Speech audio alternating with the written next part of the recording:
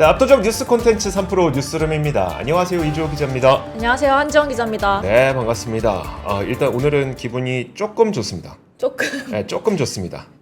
초반에 이제 별로 이렇게 분위기가 안 좋았었는데 네. 장중에 조금씩 말아올리는 그 모습이 참 어찌나 뿌듯하던지. 안 그랬습니까? 네, 저는 뭐 별 생각이 없었었군요.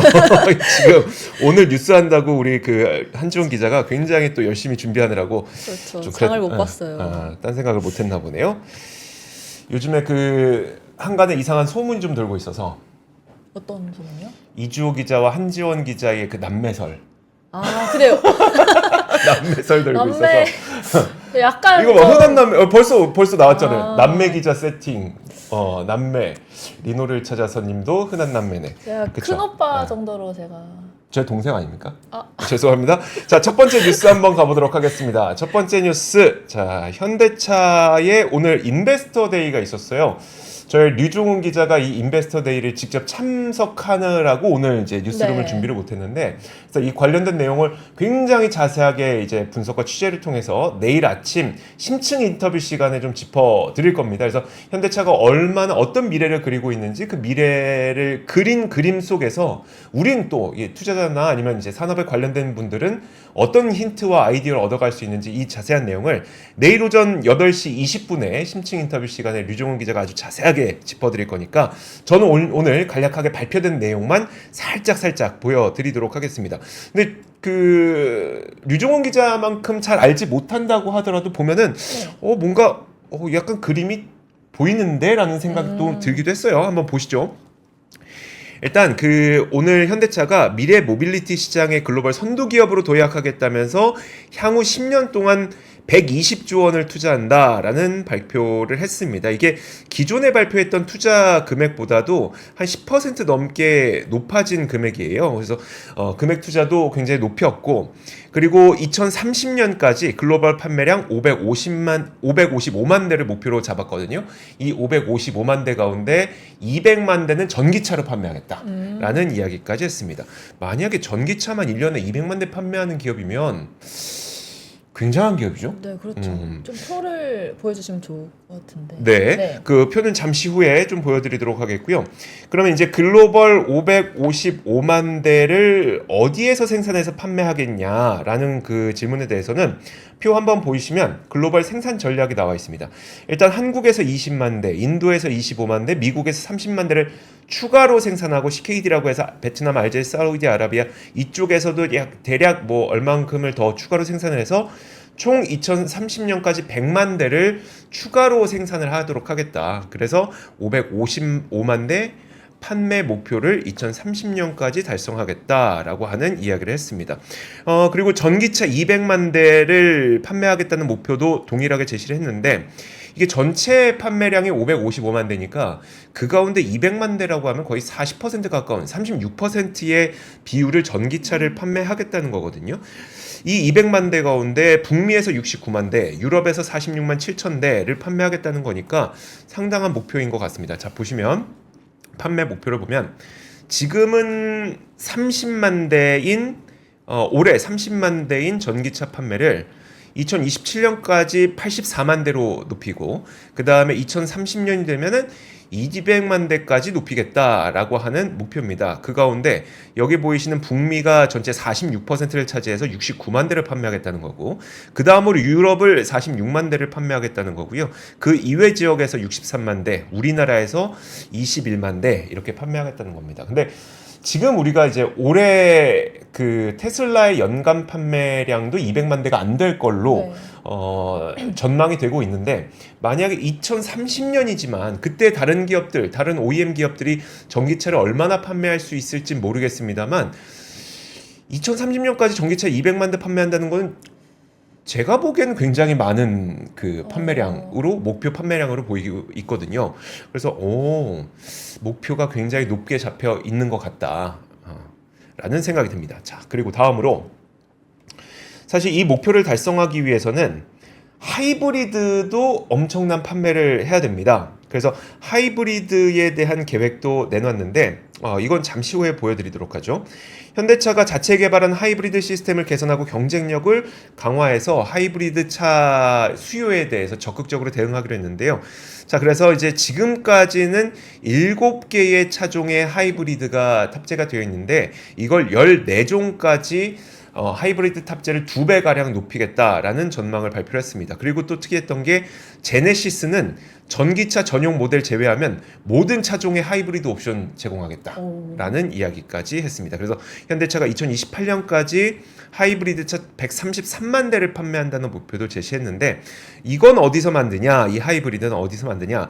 지금 그 4분기 가동을 앞두고 미국 조지아주에서 공장을 건설하고 있거든요. 그 되게 유명한 이름인데 현대차 그룹 메타플랜트 아메리카 이거 많이 들어보셨죠? 네. HMGMA라고 해서 여기 거의 약간 마가 같은 느낌 나지 않습니까? HMGMA 여기에서 아이오닉 5, 아이오닉 9과 같은 전기차 외에도 하이브리드 차량을 생산할 예정입니다. 그리고 또 하나가 이게 요즘에는 좀 많이들 인식하고 계시는 것 같은데 EREV 많이 들어보셨죠? 네. 그렇죠. EREV 그러니까 이게 Extended Range Electrified Vehicle이라고 해서 EREV라고 부르는데 배터리가 달려 있고 모터가 달려 있고 엔진이 달려 있는데 엔진은 배터리 충전용으로만 쓰이는 그것을 우리가 EREV라고 부르거든요. 화면으로 다시 한번 보시면서 이야기 나눠보도록 하죠. 그러니까 분명히 배터리로 달리는 전기차는 맞는데 배터리를 통해서 모터를 굴려서 달리는 건 맞는데 달리는 동안 엔진을 굴려서 배터리를 충전하는 그런 방식. 그래서 이 방식을 사용하게 될 경우 거의 완충 시에 900km까지 주행 가능한 이 기술로 알려져 있거든요. 사실 이게 과거에 한번 개발이 됐었고 사용을 했었는데 별 수요가 없어서 사장이 아니죠.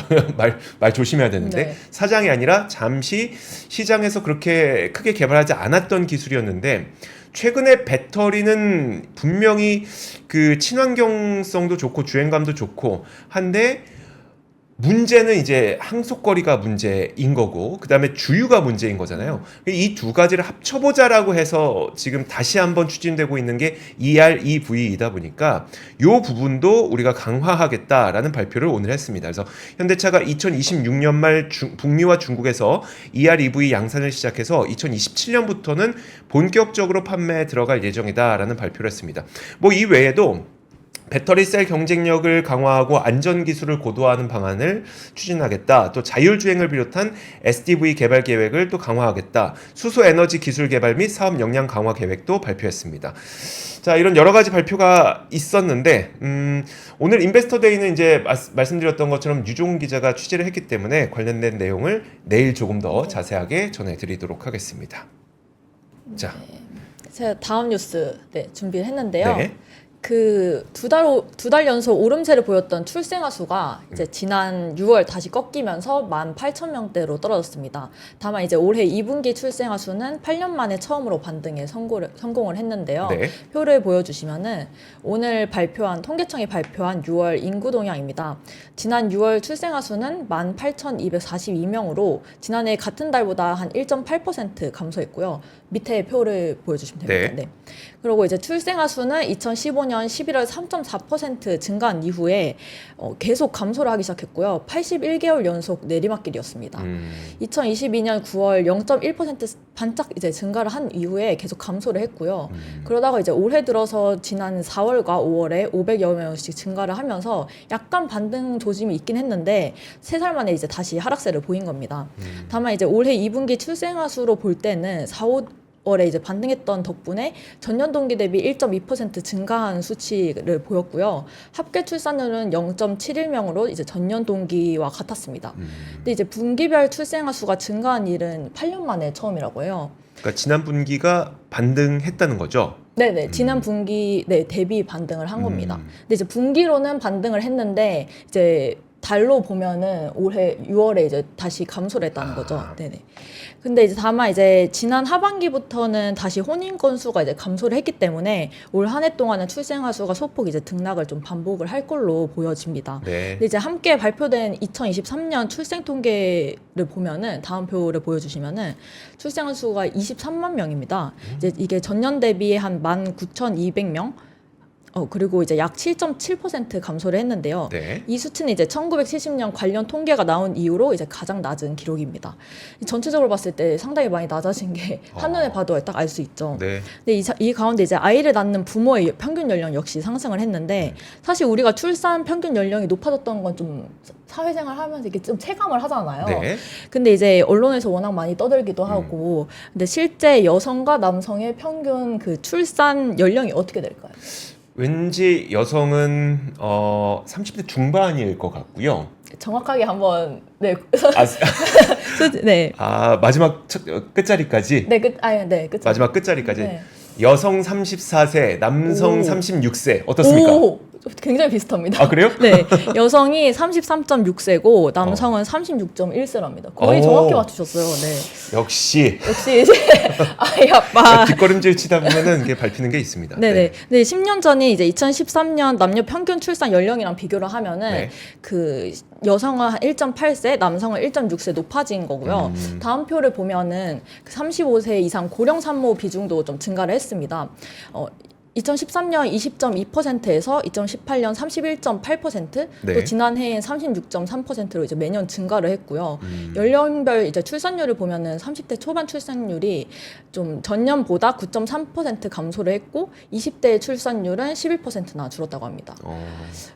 또 이제 지난해 출생아 수 첫째 아이가 13만 8,400명으로 전년 대비 한 4.6% 감소를 했고요. 둘째 아이는 같은 기간 11.4%, 셋째 아이는 14.7% 감소했습니다. 확실히 이제 둘째, 셋째가 좀 감소하는 걸로 봤을 때 한 명만 낳아서 잘 기르자 이런 좀 의식도 강해진 걸 볼 수 있고 사실 이제 0.7명대가 이제 바닥이다 이런 네. 얘기를 되게 많이 했었잖아요. 네. 근데 이제 계속 점점 낮아질 것 같아요. 그래서 좀 걱정이 되는 통계 자료가 아닌가 싶어서 좀 다뤄봤습니다. 지금 이게 이 표를 다시 한번 보면은 네. 사실 작년 수능 그 수험생 수가 약 44만 명 정도였었거든요. 네네. 근데 보세요. 딱 2005년 44만 어. 명. 근데 그러면 이제 2023년이 절반 23만 명이잖아요. 네네. 그럼 이제 지금부터 20년, 그러니까 19년 후 20년 후인 2043년, 네네. 2043년 수능을 보는 수험생 수는 이론적으로는 거의 20만 명대가 나올 수밖에 없는. 그러니까 인구 구조라고 하는 게 워낙 지금 발생한 것이, 그러니까 지금 태어난 사람들이 결국은 20년 후에 대학에 들어가고, 네네. 그 다음에 30년 후에 사회에 진입하고 하기 때문에 와 이게 23만 명, 한 해에 그 우리나라에서 태어난 네. 우리나라에서 태어난 아이로만 사회에 진입하는 경제활동 인구가 한 해에 20만 명밖에 안 되면 경제가 그때는 경제가 어떻게 되는지가 참 걱정되네요. 걱정이 되기도 네. 하고 궁금하기도 하고 그렇습니다. 자. 아우 참 그렇네요. 자 다음 뉴스 한번 보도록 하겠습니다. 다음 뉴스는 이번에 배터리 뉴스 한번 보도록 하죠. 배터리 뉴스. 자, 오늘 삼성 SDI가 미국 GM과 손잡고 미국 내 전기차 배터리 생산 공장을 짓기로 확정하는 뉴스가 나왔습니다. 삼성 SDI가 GM과 미국 내 전기차 배터리 생산을 위해서 합작 법인을 설립하는 본 계약을 체결했다라는 게 오늘 뉴스인데 이게 딱 본 계약을 체결했다라고 하니까 무슨 느낌이 드시나요? 이제 좀 주가가 그것보다는 네. 이미 다 알려졌다. 이미 다 알려졌다. 왜냐하면 이게 삼성 SDI는 GM과 이 내용을 그 MOU를 체결한 게 벌써 1년이 지났거든요. 그래서 작년 4월에 이 MOU를 이미 체결을 했었습니다. 그래서 이거는 뭐 몰랐던 사실은 아니고 MOU 체결한 다음에 그다음에 그건 양해각서죠. 그다음에 여러 가지 이제 이것저것 살펴보고 이제 오늘 본 계약을 체결했다고 보면 되기 때문에 크게 특별히 뭐 좋은 뉴스라고 보긴 어렵긴 합니다만 그럼 저는 이런 부분에 여러 가지 포인트가 좀 있다고 생각을 해서 오늘 뉴스를 준비했거든요. 첫 번째로 볼 수 있는 포인트는 이건 것 같아요. 그러면 MOU를 체결할 당시에 어느 정도를 계획했었는지가 있을 거고 본 계약을 체결한 오늘 나온 규모가 있을 거잖아요. 네. 그 차이를 한번 보자라는 게 첫 번째 포인트입니다. 그래서 작년 4월에 MOU를 체결할 당시에는 사실 이게 그 2026년 양산을 목표로 MOU를 체결했었어요. 네. 근데 오늘 나온 내용 보면은 2027년을 양산을 목표로 하고 있기 때문에 약간 그 양산 목표 시점이 좀 뒤로 미뤄졌죠. 아무래도 업황이니만큼 양산 시점을 뒤로 미뤄질 수밖에 없는 거고요. 두 번째로 그 지금 양산 목표 규모 있을 거잖아요. 네. 그러니까 얼만큼을 생산할 거냐. 사실 작년까지만 하더라도 30기가와트를 생산할 만큼의 MOU를 체결했습니다. 근데 오늘 본계약 체결한 거 보니까 27기가와트로 규모의 공장의 규모가 약간 줄어든 걸 볼 수가 있습니다. 그래서 이 부분도 아무래도 뭐 시황이니만큼 이 생산 규모도 30기가와트시에서 27기가와트시로 줄어들 수밖에 없었던 것 같고요. 근데 금액 규모가 작년에 그 MOU 체결할 때는 한 30억 달러였었거든요. 이렇게 되면 그러니까 4조 정도가 되는데 오늘 나온 거 보니까 35억 달러. 금액은 또 늘어났습니다. 금액은 또 늘어나서 한 4조 6천억 원 정도 이렇게 됐습니다. 그러면 이걸 보고 약간 그 업황이 안 좋아서 규모도 줄어들고 시점도 뒤로 밀렸나라고 생각할 수도 있겠지만 사실 그 포인트보다는 조금 더 우리가 생각해 볼 만한 게 뭐냐면 지금 지난 7월에 무슨 일이 있었냐면 LG엔솔하고 GM이 합작 공장인 얼티엄 셀즈 3공장 있잖아요. 네. 3공장 건설을 일시 중단했거든요. 이유가 뭐죠? 그러니까 상황이 안 좋으니까 네. 지금 공장을 하나 더 짓는 거는 별로 좋은 선택이 네네네네. 아닌 것 같다라는 그런 판단으로 보이죠. 그러다 보니까 얼티엄 셀즈 3공장의 건설을 일시 중단했는데 이런 가운데 GM과 삼성 SDI는 이런 가운데서도 우리는 공장을 새로 짓는다는 본계약을 체결했다는 게 상당히 좀 의미가 있는 게 아닐까. 그래서 지금 규모를 늘리기는 쉽지 않은데 그래서 이 규모가 조금 줄어들고 이런 거는 큰 의미가 없어 보이고 오히려 이런 가운데서 LG엔솔과의 공장은 건설 중단을 함에도 불구하고 SDI와는 오히려 건설 계약 본계약을 체결했다는 거는 굉장히 좀 잘하고 있는 측면으로 보인다. 나쁘게 볼 이유는 없을 것 같습니다. 두 번째 포인트가 뭐냐면 이번에 나온 얘기가 각형 폼팩터에 대한 이야기가 나왔습니다. 사실 이게 각형 폼팩터라고 하는 게 원래 우리가 LG엔솔이나 아니면 그 SK온의 경우에는 파우치형을 많이 쓰잖아요. 네. 그리고 SDI가 각형을 쓴단 말이에요. 근데 이 각형 폼팩터는 통상적으로 높은 에너지 밀도를 갖고 있기 때문에 주행거리가 높은 측면이 있고 아무래도 금속 재질의 외관을 사용하기 때문에 안전성이 그나마 좀 더 높은 측면이 있는데 요즘에 이제 안전성에 대한 니즈가 굉장히 높아지지 않았습니까? 네. 벤츠 화재 사고가 그쵸, 일어나고 그다음에 뭐 포르투갈에서 이제 외부에 주차되어 있던 그 전기체 200대가 한꺼번에 불타버리고 네. 이런 것들 때문에 아무래도 안전성에 대한 니즈가 높아지고 있는데 여기에서 삼성 SDI의 각형 폼팩터와 관련된 이야기도 논의가 된다고 하니 그리고 여기에서 생산을 한다고 하니 결국 이게 만약에 얼티엄 셀즈 3공장이 그 공장 건설을 재개할 때에는 전문가의 의견에 따르면 아무래도 LG에너지솔루션도 그럼 폼팩터를 기존의 파우치형이 아닌 각형으로 바꾸는 논의를 하게 되지 않을까라는 이야기까지 좀 나오고 있을 정도로 이런 의미라고 보시면 될 것 같습니다. 그리고 또 한 가지 포인트가 뭐냐면 이게 있습니다. 사실 지금까지 삼성 SDI가 지금 누구한테 그 배터리를 공급했는지 보면 BMW. 네. 그러니까 BMW는 거의 대부분 차종에 이제 삼성 SDI 배터리가 들어가죠. 네네. 그리고 롤스로이스. 물론 차는 좋은데 보편적으로 많이 팔리는 차는 아니에요. 그렇죠. 그러니까 삼성 SDI는 결국 판매량이 많을 수 있는 차종의 공급사를 들고 있지는 않았다는 측면이 네. 분명히 있었는데 GM과 합작사를 만들게 되면 분명히 이제 판매량 증가를 좀 상당히 기대해 볼 수 있는 그런 측면이 있습니다. 물론 스텔란티스와 합작 공장이 있었지만 스텔란티스도 사실 전기차를 많이 만드는 곳은 아니잖아요. 네. 그러다 보니까 삼성 SDI는 지금까지 굉장히 물론 브랜드는 좋아요. 뭐 BMW, 롤스로이스, 롤스로이스 스펙터 얼마나 좋습니까? 얼마나 좋아요. 거의 드림카 지금. 그러니까 제가 자꾸 강조하지 않습니까? 사지는 못하는데. 어쨌든 얼마나 좋은데 하지만 그 보편적으로 많이 대량으로 팔리는 그런 자동차종은 아니었기 때문에 그게 좀 약점이었었다면 GM과의 합작사를 통해서 판매량 증가를 좀 기대해 볼 수 있지 않을까라는 몇 가지 포인트가 있다고 볼 수 있을 것 같습니다. 그래서 첫 번째 포인트는 그거죠.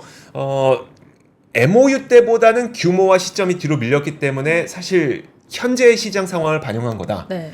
두 번째 포인트는 LG에너지 솔루션은 GM하고 공장 건설도 중단하는데 얘네는 공장을 새로 짓기로 했다. 세 번째 포인트는 각형 폼팩터에 대한 좀 본격적인 논의가 시작됐다. 네 번째 포인트는 좀 보급형 자동차에 들어갈 수 있게 됐다. 이 정도의 의미로 보시면 될 것 같습니다. 네. 어떻습니까?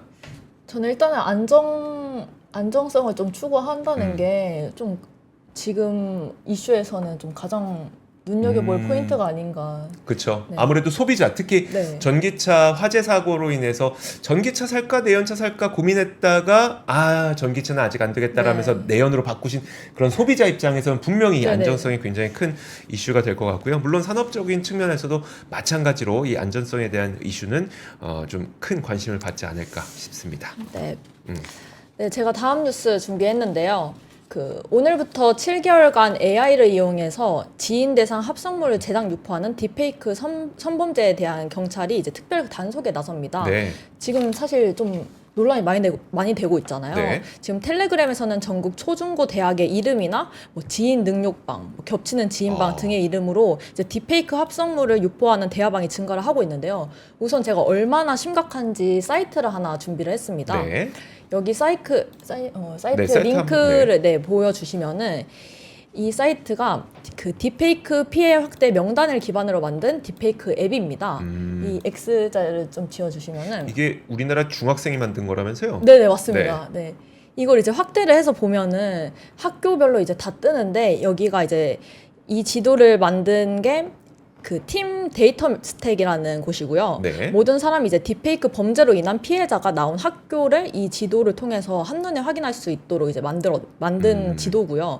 또 이들은 이제 제2의 N번방 사태에 대해서 주위 사람들에게 좀 경각심을 주고 최대한 추가적으로 피해를 막기 위해 이제 탄생을 했다고 밝혔습니다. 이렇게 좀 주위 사람들에게 경각심을 좀 주기 위해서 좀 필요한 것 같긴 한데 네. 이걸 만든 제작자가 말씀하신 대로 중학교 3학년 남학생인데요. 이제 수백 통의 제보 메일과 SNS 피해 사례를 바탕으로 만들었다고 하고요. 현재 이 사이트가 알려지자 디도스로 추정되는 공격도 50번 넘게 당했다고 합니다. 네. 근데 사실 이렇게 심각한 상황인데 다음 표를 보여주시면은 네. 이 딥페이크 범죄는 특히 10대 사이에서 좀 커지고 있습니다. 이 10대 피의자 수가 2021년에는 65.4%에 달했고 지난해에는 75.8%로 2년 새에 1.8배 증가를 했고요. 네. 올해 7월까지 검거된 피의자 178명 중에 131명, 약 73% 정도가 10대라고 합니다. 좀 사태가 이제 심각해지자 이제 교육청이나 학교, 뭐 학부모들 사이에서도 불안감이 확대되고 있고요. 네. 현재 이제 일시적으로라도 뭐 SNS 상에 그 프로필 사진에 자신의 얼굴이나 가족 사진을 모두 삭제를 하거나 좀 네. 비공개로 전환하기를 권고하고 있다고 해요.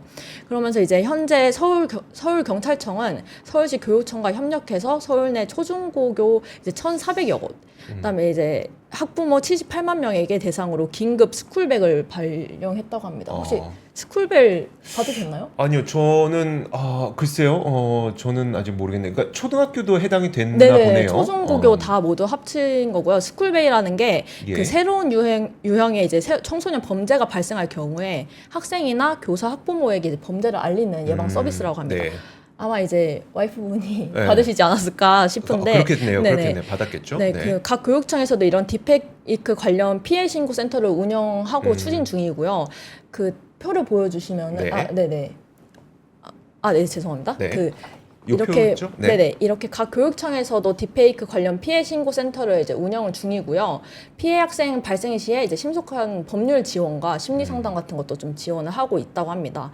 윤석열 대통령도 오늘 국무회의에서 딥페이크 영상물은 익명의 보호막에 기대 기술을 악용하는 명백한 범죄 행위다. 네. 그래서 철저한 실태 파악과 이제 수사로 디지털 선범죄를 뿌리 뽑아 달라 이렇게 당부를 했다고 합니다. 알겠습니다. 와, 지금 그 텔레그램과 관련된 이슈가 지금 굉장히 좀 네. 퍼지고 있는데 이 텔레그램 CEO가 프랑스에서 체포가 됐잖아요.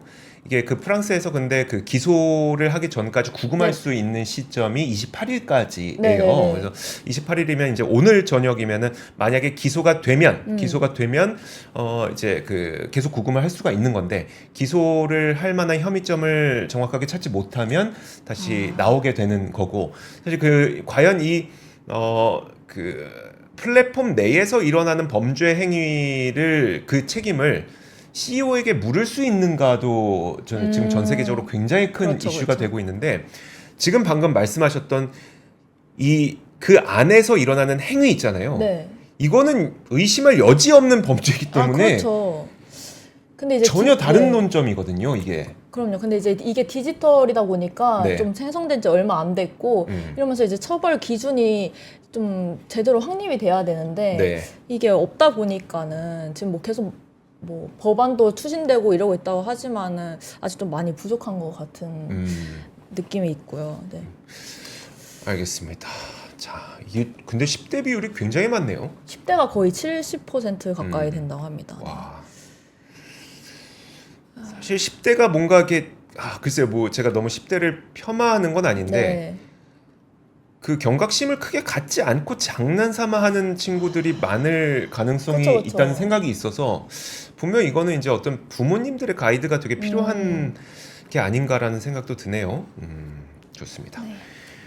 자, 이렇게 지금 요즘 상황이 되게 심각해지고 있어서 관련 뉴스도 한번 전해드렸고요. 그리고 다음 뉴스 한번 보도록 하겠습니다. 다음은 또 산업 이야기 한번 해볼 텐데 요즘에 우리나라 바이오 그 기업들의 관심이 굉장히 높아지고 네. 있는데 물론 우리나라에서 지금 관심이 높아지고 있는 바이오는 예를 들어 뭐 이렇게 우리가 플랫폼이라고 하는 약물 전달 플랫폼이라고 하는 ADC라든지 아니면 최근에 이제 FDA에서 병용 그 항암제 1차 네. 치료제로 승인을 받게 된 그 렉나자 유한양의 렉나자랑 리브리반트라든지 이런 것들이긴 한데 여전히 그 비만 치료제에 대한 관심이 해외에선 굉장히 뜨겁습니다. 그래서 오늘 그 한국 바이오 협회에서 어떤 자료를 내놨냐면 전 세계적으로 비만 당뇨 치료제가 급속도로 성장을 하다 보니까 5년 뒤에는 전 세계 각국에서 관련된 매출이 거의 50%씩 성장할 것으로 보인다는 전망을 내놨습니다. 지금은 뭐냐면 지금은 거의 사실 어떻게 보면 미국과 그 다음에 덴마크 주도 하에 이 산업이 성장을 하고 있잖아요.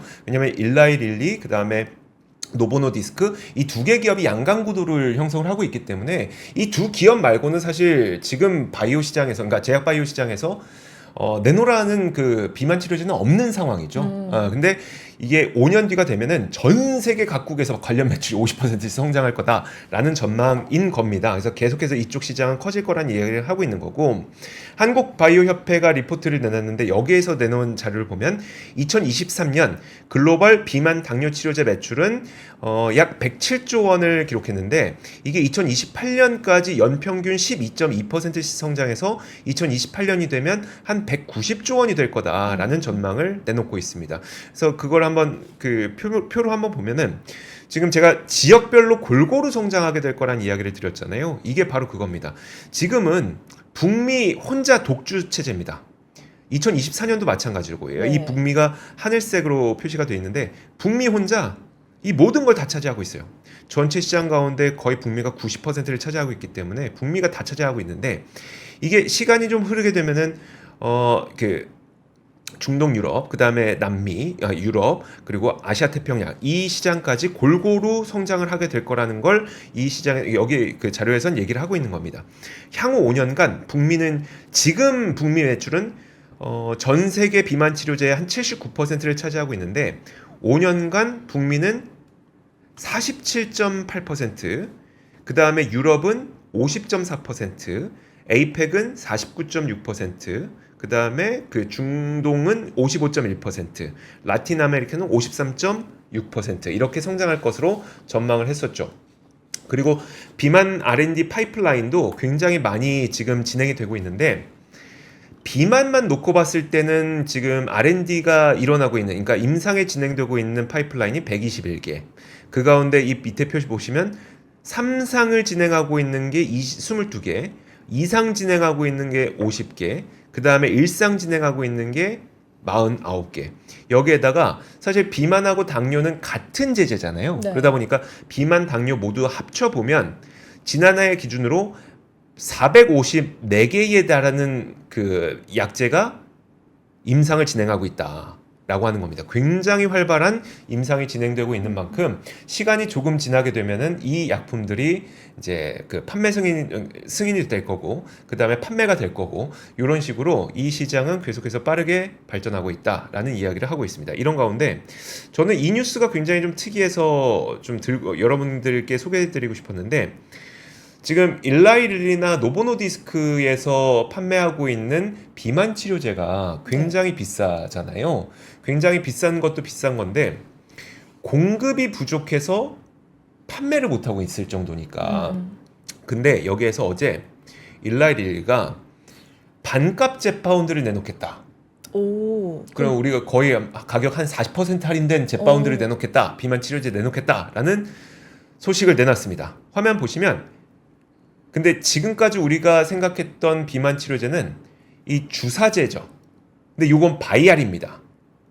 어떤 차이가 있죠? 주사제는 네. 이게 아무래도 성장 호르몬이 그렇고요. 당뇨병 치료제가 그렇고요. 그다음 비만 치료제가 그런데 특성이 뭐냐면 매일매일 맞거나 일주일에 한 번씩 맞아야 되다 보니까 스스로 집에서 놔야 네. 되거든요. 그래서 사실 바이알로 안 나와요. 안 나오고 이 주사에 이미 약제가 포함된 채로 버튼 한 번만 딱 누르면 그냥 일정 용량이 주사되게끔 나오잖아요. 당뇨병 네네네. 치료제 보면 그렇게 돼 있잖아요. 근데 이게 문제가 뭐냐면 이 주사제를 만들 만한 공장이 세계에 많지 않은 겁니다. 그러다 보니까 이제 노보노디스크의 경우에는 캐탈란트라고 하는 이 CMO 기업, 이 주사제를 만드는 공장 3개를 인수를 했고, 그다음에 제파운드 일라이릴리의 경우에도 지금 공장 인수하거나 아니면 어디 공장 건설하거나 이걸 하고 있는데, 아무리 빨리 공장을 증설한다고 하더라도 공장에서 이걸 그러니까 생산량을 늘리는 속도가 너무 느린 겁니다. 그러다 보니까 이걸 탈피할 수 있는 방안이 뭐지? 차라리 그럼 바이알로 내놓자. 일주일에 한 번씩 바이알로 내놓자. 이게 훨씬 더 낫겠다라는 생각이 드는 겁니다. 그래서 제가 오늘 이 소식을 전해드린 이유는 뭐냐면, 지금 요즘에 이 그 글로벌 제약사들은 서방형 제제에 대해서 굉장히 많은 연구를 하고 있고요. 비만 치료제도 사실 경구용으로 내놓으려고 하고 있거든요. 네. 근데 이 경구용으로 내놓으려고 하는 이유도 다른 게 뭐냐면, 편한 것도 편한 건데 생산량이 못 따라가서입니다. 근데 경구용의 경우에는 생산을 좀 손쉽게 할 수가 있거든요. 네. 그리고 서방형 제제의 경우에도 이게 생산을 일주일에 한 번씩 맞아야 되는 걸 생산하는 것과 한 달에 한 번씩 맞아야 하는 것을 생산하는 것의 차이는 엄청나겠죠. 어마어마하죠. 네. 그래서 지금 이게 단순히 환자의 복약 지도성이 높아지는 측면이 아니라 수요는 어마어마한데 그 수요를 생산이 따라가지 못해서 이쪽으로의 연구가 굉장히 많이 진행되고 있다라는 부분을 좀 짚어드리고 싶어서 이 뉴스를 전해드렸습니다. 그래서 이 제파운드에서, 그러니까 일라이릴리가 제파운드의 바이알 버전을 내놓은 것도 사실 생산을 하지 못해서다라는 측면이 분명히 있습니다. 그래서 물론 이렇게 바이알로 하게 되면 주사기를 사야죠. 그 다음에 그 주사기를 꽂아서 네. 주사기에 넣은 다음에 공기 빼고 네네. 스스로 넣고 하다 보니까 아마 힘들 거예요. 아마 힘들 텐데, 힘듦에도 불구하고 가격을 낮게 만들어서 주사기의 수요자, 그 다음에 실제 주사를 놓을 수 있는 사람의 수요자, 이걸 분산시키겠다는 거죠. 얼마나 그 수요가 많은데 공급이 달리는지를 네네. 좀 알 수 있는 측면입니다. 저도 한번 맞아보고 싶은데 외국 가서 맞아야겠죠. 이게 한국에 그런 얘기 들으면은 항상 네가 뭘 맞아 이런 소리 듣죠. 그쵸? 죄송합니다. 아니, 탈모 얘기하시는 거랑 좀 비슷하지 않을까요? 탈모. 와, 이걸 탈모랑 비교하네. 아이, 저는 이제 탈모 약도 먹고 네. 탈모 샴푸도 쓰고 있고, 그 다음에 또 탈모 약도 바르기도 하고, 그러니까 네네네. 먹는 거, 바르는 거, 약, 그 샴푸까지 3가지를 병행을 하고 있는데, 저는 이거 안 하면 진짜 황 비거든요. 순간적으로 황 비거든요. 그리고 탈모라고 하는 건 나이가 들면 어쩔 수 없이 진행되는 거고, 비만이라고 하는 건 한지용 기자는 지금 조금 노력만 하면 되는 거 아닙니까? 노력하라고. 네, 알겠습니다. 어쨌든 우리나라에서는 싹센다밖에 네네. 못 맞긴 합니다. 비만 치료제의 경우에는. 그래서 올 초에도 연초에도 그 한국 노보노디스크 한국법인 사장 맞을 거예요. 아마 네네네. 그분한테 기자들이 몇 차례 물었어요. 한국엔 언제 들어옵니까? 위고비 언제 들어옵니까? 네네. 물어봤더니 되게 이제 오묘하게 대답하긴 했는데 지금 아직 생산량이 부족해서라고 대답하긴 했는데 결국은 그래놓고 이제 일본에 진출했거든요. 일본에 주느라고 한국에 못 줍니다 이거였었거든요. 생산량 부족해서 결국 아직까지는 우리나라에서는 그 싹센다밖에 사용 못한다. 네네네. 네. 제가 그 탈모 말씀드린 게 저희 앞권에서 주말에 그 탈모 영상이 올라가가지고 탈모 얘기 갑자기 왜 나오냐고 네. 하셔가지고 제가 말씀했습니다. 네, 다음 뉴스 제가 준비를 했는데요. 이제 곧 추석이잖아요. 와 지금 약도 먹는데 애를 낳은 게 대단하다. 제가 이거 되게 신기한 거. 제가 약 딱 끊었거든요. 끊고 애생겼어요. 그리고 다시 먹었어요. 끊고 한 2개월 있으니까 애기가 생기더라고. 부작용 애 안 생긴다. 네, 산 증인이십니다. 네. 네, 다음 뉴스 네, 빨리 다음 가겠습니다. 뉴스 네, 보겠습니다. 지금 곧 추석인데 이제 이제 민족 최대 명절이 추석이지만은 네. 중소기업은 이제 판매 매출 부진으로 지금 사정이 어렵다는 건데요. 네. 그래서 전체 중소기업 중에 절반 이하만 추석 상여금을 지급할 계획으로 나타났습니다. 좀 표를 보여주시면은 10곳 중에 2곳은 현재 자금 사정이 좀 곤란을 겪는 걸로 집계가 됐는데요. 오늘 중소기업 중앙회에서 발표한 중소기업 800개사를 대상으로 실시한 그 표입니다. 네. 먼저 올해 추석 상여금 지급 계획에 대해 계획이 있다고 응답한 기업이 47.3%고요. 미지급이 36%, 아직 결정하지 못한 기업은 16%로 집계가 됐습니다. 근데 지난해 추석에 비해 올해 추석 자금 사정이 좀 곤란하다. 고 응답을 한 비율이 25.6%고 또 원활하다는 응답 16%보다 높았습니다.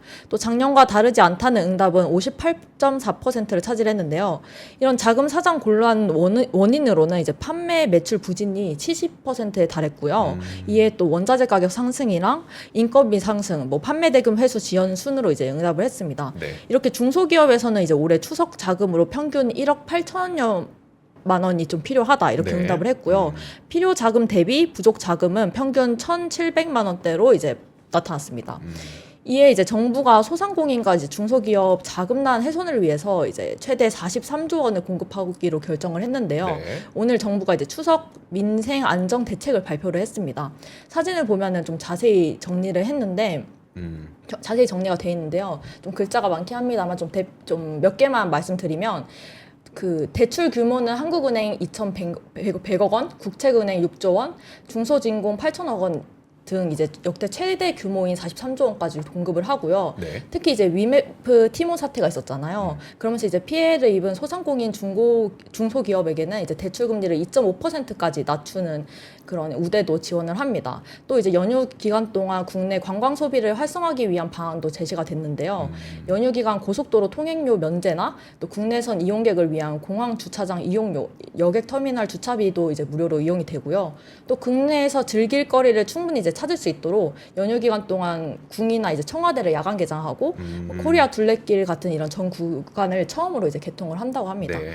그래서 이제 이런 것도 한번 좀 보시면은 좀 이용해 보시면 좋을 것 같아서 준비를 했습니다. 어제 우리가 전해드렸던 뉴스가 요즘에 차라리 네. 동남아 여행 가지 뭐하러 우리나라에 있는 관광지 갔을 때 네. 바가지 때문에 좀 기분 상하셨던 그렇죠, 경험들이 그렇죠. 많이 있다 보니까 뭐하러 우리나라 여행 가냐라고 하잖아요. 네. 사실 이런 조치들이 당연히 필요한 거긴 한데 그 외에도 이제 어떤 그런 이제 바가지 문화라고 하는 게 네. 그 현지에서 항상 장사해 오시던 분들이 아닌 경우들이 상당히 많아서 그러니까 그렇죠. 우리가 뭐라고 표현해야 되지? 뜨내기 장사라고 표현하기는 너무 좀 폄하 발언이긴 네네. 한데 어쨌든 이렇게 좀 그런 분들이 많아서 그런 것들도 빨리 네, 좀 잘 그렇죠. 잡혀야 되는데. 일부 어떤 상인분들이 하시는 네. 그런 거를 이제 SNS에 바로 올리면은 또 확 몰려서 그 지역을 또 폄하하기도 하고 막 이러니까 좀 그러니까, 예. 문제가 되는 것 같습니다. 알겠습니다. 자, 오늘 저희가 준비한 뉴스는 여기까지입니다. 자, 저희는 내일 같은 시간에 올 테니까요. 그리고 앞서 말씀드렸던 것처럼 류종훈 기자의 내일 심층 인터뷰도 현대차에 대해서 잘 볼 수 있는 네. 기회니까 심층 인터뷰도 많은 시청 부탁드리도록 하겠습니다. 저희는 내일 오겠습니다. 고맙습니다. 감사합니다. 박근영, 이선영, 사경인, 염승환 투자 마스터들의 세심한 케어로 건강한 투자 습관을 만드세요. 3프로 멤버십 3프로 앱에서 확인하세요.